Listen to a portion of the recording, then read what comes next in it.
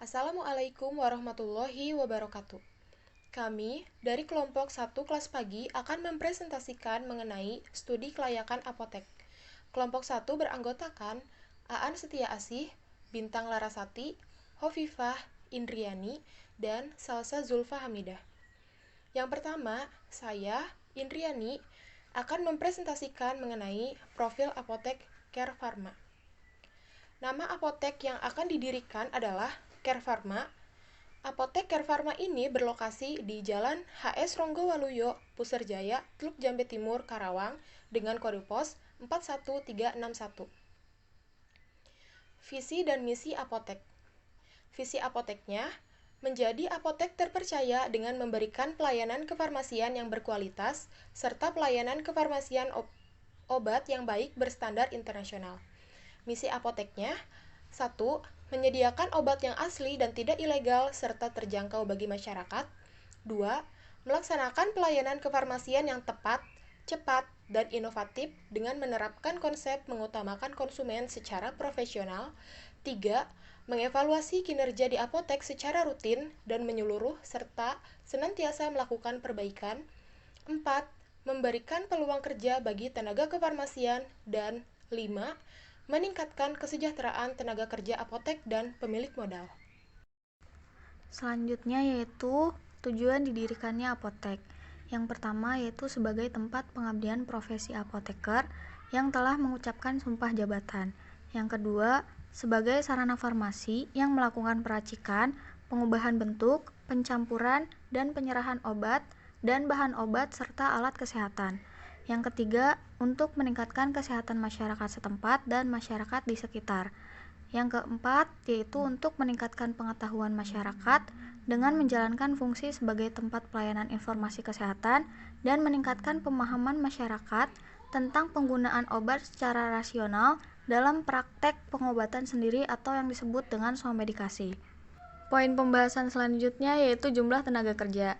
Tenaga kerja yang ada di apotek Care Pharma terdiri dari 1 orang apoteker penanggung jawab apotek, 1 orang apoteker pendamping, 2 orang asisten apoteker, dan 1 orang di bagian administrasi. Sarana pelayanan kesehatan yang ada di sekitar apotek, yaitu ada bidan dan klinik. Sedangkan untuk jumlah pesaing apotek yang ada di sekitar apotek Care Pharma yaitu ada 3, Apotek Kimia Farma, Apotek Kurnia, dan Apotek Soraya. Saya Aan Setiasi akan melanjutkan pembahasan selanjutnya, yaitu analisis SWOT. Untuk mendirikan sebuah apotek harus berdasarkan kepada analisis SWOT ini. Yang pertama ada kekuatan atau strength, adapun konsultasi, informasi, edukasi, dan monitoring bagi konsumen, yaitu ada tenaga profesional yang kompeten, pelayanan apotek dengan konsep patient oriented, sistem manajemen dan komputerisasi yang baik, apoteker menerapkan pharmaceutical care dengan baik dan standby di apotek, dan memberikan harga yang terjangkau. Kemudian kelemahan atau weakness, yaitu modal yang terbatas dan merupakan apotek baru, belum dikenal oleh masyarakat dan belum mempunyai langganan yang loyal.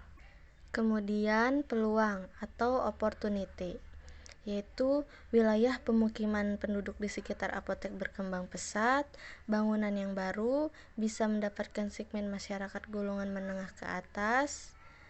Kemudian letak dan lokasi apotek yang berada di pinggir jalan dan dekat dengan pasar yang merupakan kawasan ramai sehingga mudah dijangkau oleh masyarakat. Lalu yang terakhir ada ancaman atau threat, yaitu kemungkinan munculnya kompetitor dan belum adanya kepercayaan dari masyarakat terhadap apotek baru. Selanjutnya, sarana dan prasarana. Yang pertama ada bangunan. Bangunan ini meliputi ruangan pelayanan, ruang tunggu, ruang peracikan yang dilengkapi dengan tempat pencucian alat-alat, ruang penyimpanan obat, ruang kerja apoteker, gudang, tempat administrasi, kamar mandi, toilet, dan tempat parkir. Kemudian yang kedua, perlengkapan kerja meliputi meja, peralatan kimia, lemari, komputer, dan sebagainya. Peluang dan prospek pemasaran. Yang pertama ada potensi pasar. Apoteker Farma ini letaknya strategis karena di pinggir jalan dan merupakan akses menuju kampus sehingga mudah dijangkau oleh berbagai kendaraan. Selain itu juga Apoteker Farma dekat dengan kawasan perhotelan seperti Hotel Mercure dan juga pusat perbelanjaan. Yang kedua ada segmentasi. Apotek berlokasi di Kelurahan Puserjaya. Kelurahan Puserjaya memiliki jumlah penduduk total sebanyak 10.198 jiwa. Yang ketiga ada peluang pasar. Apotek ini memiliki lokasi yang cukup strategis sehingga dapat menghasilkan peluang pasar yang cukup baik. Selain itu, kelebihan yang dimiliki Apoteker Farma menyediakan obat-obat sintesis, herbal maupun alat kesehatan. Pelayanan yang baik dipersembahkan untuk pasien. Yang keempat, ada targeting. Market potensial yang menjadi target pemasaran adalah penduduk Kecamatan Teluk Jambe Timur serta masyarakat sekitarnya. Market efektif yang menjadi target awal pemasaran adalah penduduk Kelurahan Puserjaya, Kecamatan Teluk Jambe Timur, terutama pasangan usia subur yang berjumlah lebih dari 1.500 pasangan dan anak-anak usia 0-12 tahun yang berjumlah sekitar 900-an. Yang kelima ada positioning. Image yang ingin dibangun adalah bahwa Apoteker Farma merupakan apotek dengan pelayanan pharmaceutical care yang baik serta tersedianya alat kesehatan yang memadai, sehingga mampu memberikan perhatian yang lebih pada pelayanan kesehatan konsumen. Yang keenam, ada promosi apotek.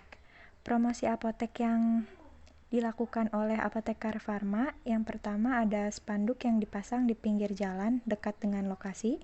Yang kedua ada penyebaran brosur dan leaflet untuk disebarkan di tempat umum dan ke rumah-rumahan. Yang ketiga ada media massa seperti Instagram, Facebook, dan juga Twitter. Yang keempat ada promosi cindramata dalam bentuk kalender. Yang kelima adanya bekerja sama dengan rumah sakit, praktek dokter, maupun apotek lain. Selanjutnya ada aspek keuangan. Aspek keuangan ini mencakup permodalan dan rencana anggaran pendapatan dan belanja dalam setahun. Untuk permodalan, terdiri dari biaya administrasi, perlengkapan dan investasi apotek, modal operasional, dan juga cadangan modal. Untuk biaya administrasi, anggap aja 5 juta. Biaya administrasi ini seperti perizinan, untuk perlengkapan dan investasi apotek, anggap saja 60 juta, seperti kayak membeli meja, komputer, dan sebagainya. Untuk modal operasional, anggap saja 50 juta. Untuk modal operasional anggap saja 50 juta seperti pembayaran listrik, air, dan sebagainya. Sedangkan untuk cadangan modal anggap saja kita butuh 35 juta karena jika ada cadangan modal, jika kekurangan di biaya administrasi bisa dipakai di biaya cadangan modal. Total keseluruhan dari modal tetap ini yaitu kurang lebih 150 juta. Diperkirakan. Oke, saya Oviva. Di sini saya akan membahas tentang rencana anggaran pendapatan dan belanja dalam setahun. Di sini ada biaya rutin bulanan, yang kedua biaya rutin dalam setahun, yang ketiga perkiraan pendapatan dalam setahun, yang keempat pengeluaran rutin dalam setahun, dan yang terakhir di sini ada perkiraan laba dan rugi dalam setahun. Di sini saya akan membahas juga biaya rutin bulanan itu ada pengeluaran tenaga kerja sama biaya lain-lain. Tenaga kerja itu ada apoteker. Yang pertama, apoteker penanggung jawab. Di sini ada 1 orang. Diperkirakan pengeluarannya yaitu 2.700.000. Yang kedua, ada apoteker pendamping. Di sini apoteker pendampingnya ada 2 orang. Diperkirakan pengeluarannya yaitu 4.600.000. Selanjutnya asisten apoteker ada 2 orang yaitu 3 juta. Selanjutnya admin ini 1 orang diperkirakan 1.200.000. Selanjutnya dijumlahkan yaitu total 11.500.000. Biaya rutin bulanan di sini ada biaya lain-lain yaitu listrik, air, dan telepon itu 350.000, lain-lain 100.000 diperkirakannya, total menjadi 450.000. Jadi total biaya rutin per bulanan yaitu 11.500.000 ditambah 450.000 menjadi 11.950.000. Oke, selanjutnya di sini ada biaya rutin dalam setahun. Biaya rutin dalam setahun itu ada biaya rutin bulanan 11.950.000 dikali 12 bulan. Hasilnya 143.400.000. Terus ada biaya THR. Biaya THR dalam setahun itu diperkirakan 3.500.000. Total biaya rutin dalam setahun menjadi 146.900.000. Selanjutnya di sini ada perhitungan perkiraan pendapatan dalam setahun. Penjualan OTC atau obat bebas 26 hari dikali 12 bulan kali 400.000. Hasilnya 124.800.000. Selanjutnya ada penjualan OA atau obat wajib apotek 26 hari kali 12 bulan dikali 500.000, hasilnya 156 juta. Selanjutnya ada penjualan resep, di mana penjualan resep itu 26 hari dikali 12 bulan dikali 50.000 dikali 5 resep, hasilnya 78 juta. Selanjutnya ada penjualan alat kesehatan dan lain-lain. Di situ 26 hari dikali 12 bulan dikali 400.000 diperkirakannya, hasilnya 124.800.000. Jadi total pendapatan 483.600.000. Oh ya, sedikit menjelaskan 26 hari itu maksudnya 1 bulan itu ada 30 hari. Jadi per minggunya itu cuman 1 hari liburnya. Mungkin bisa di hari Minggu seperti itu. Jadi total dalam 1 bulan itu perkiraan pendapat itu cuman 26 hari.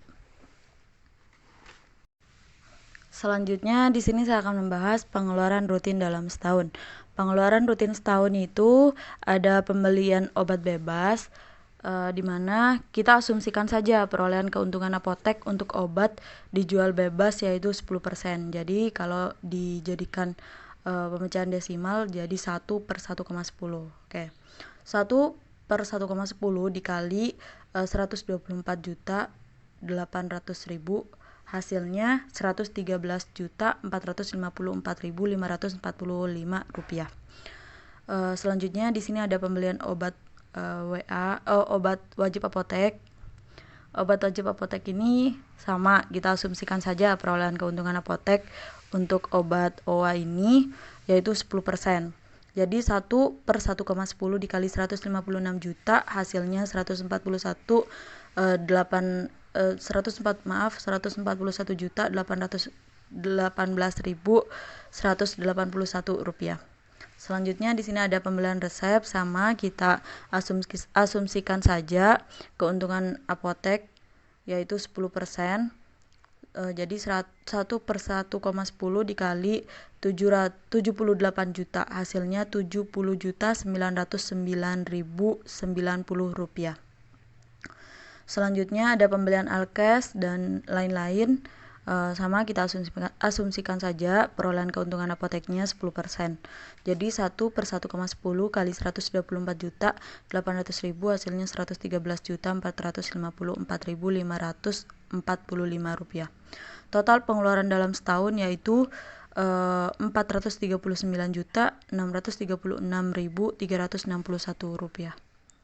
Selanjutnya di sini ada perkiraan laba dan rugi dalam setahun. Di sini ada pendapatan dalam setahun sama pengeluaran dalam setahun. Pendapatan dalam setahunnya 483.600.000.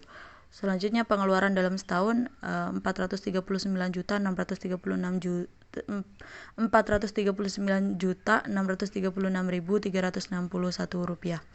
Jadi labanya dikurangin ya hasilnya ya yang barusan, totalnya jadi 430.963.639 rupiah. Oke, selanjutnya di sini ada perhitungan dalam setahun. Perhitungan dalam setahun itu ada biaya variabel, di mana biaya variabel itu sama dengan total pengeluaran rutin dalam setahun dikurangi biaya rutin dalam setahun. Tadi sudah menghitung ya total pengeluaran rutin dalam setahun itu jadi Rp439.636.361 dikurangi biaya rutinnya. Biaya rutin dalam setahun itu Rp146.900.000. Jadi hasilnya Rp292.736.361. Selanjutnya di sini ada fixed cost, di mana fixed cost ini sama dengan gaji dan THR plus pemeliharaan gudang dan peralatan plus telepon dan listrik. Jadi gaji dan THR itu tadi sudah dijumlahkan, yaitu Rp146.900.000 dimasukkan, ditambah Rp7.525.000 yaitu pemeliharaan gudang dan peralatan, ditambah telepon dan listrik itu Rp4.200.000. Jadi hasilnya yaitu Rp158.625.000. Next, di sini ada kesimpulan. Kesimpulan ini berdasarkan analisis studi kelayakan, maka pendirian apotek Care Pharma di HS Ronggowaluyo, Jalan Ronggowaluyo, Sirnabaya, Puserjaya, Kecamatan Teluk Jambe Timur, Kabupaten Karawang, Jawa Barat, layak didirikan dan memiliki prospek yang bagus, baik ditinjau dari segi pengabdian, profesi, maupun segi ekonomi. Mungkin itu saja yang bisa saya sampaikan. Apabila ada salah kata atau ada kata yang kurang berkenan, mohon maaf. Wassalamualaikum warahmatullahi wabarakatuh. Terima kasih.